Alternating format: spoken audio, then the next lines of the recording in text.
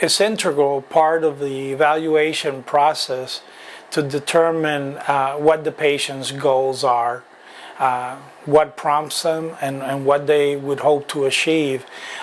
We set our target to not only meeting but exceeding, what their goals are. So it's very important to evaluate, to determine whether, number one, what is the cause of their hair loss? Is it something that's amenable to treatment? Not every case of hair loss is a good or is treatable by surgery. So you have to determine the candidacy. Is this something that I can make better with surgery?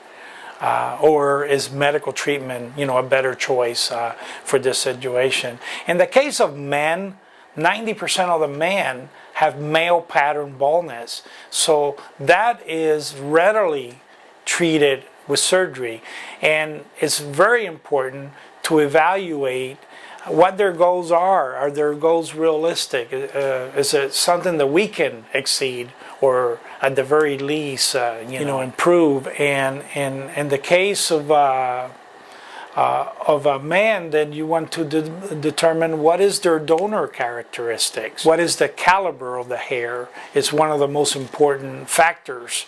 How thick that hair caliber is, how coarse or fine it is. Coarser hair gives you greater coverage than finer hair, and curly hair gives you more coverage than straight hair. It's a permanent donor area still good and on the sides, or is there thinning on the sides also?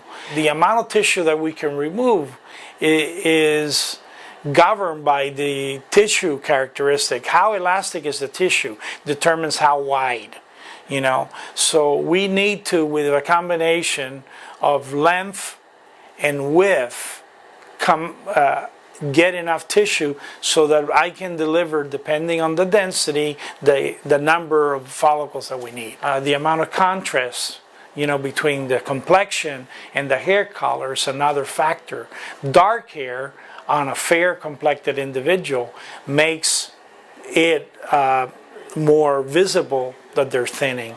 So if there's a better match between the hair color and the complexion, then you could get by with a little less density. If the density is good, we determine how many follicles there are per centimeter square, and then we're able to evaluate how big an area it is that we're covering and getting estimate for how many follicles we'll need to be able to accomplish our restoration procedure for this individual. Taking all these factors that come into play into consideration are important in ensuring that you not only meet but exceed the patient's expectations.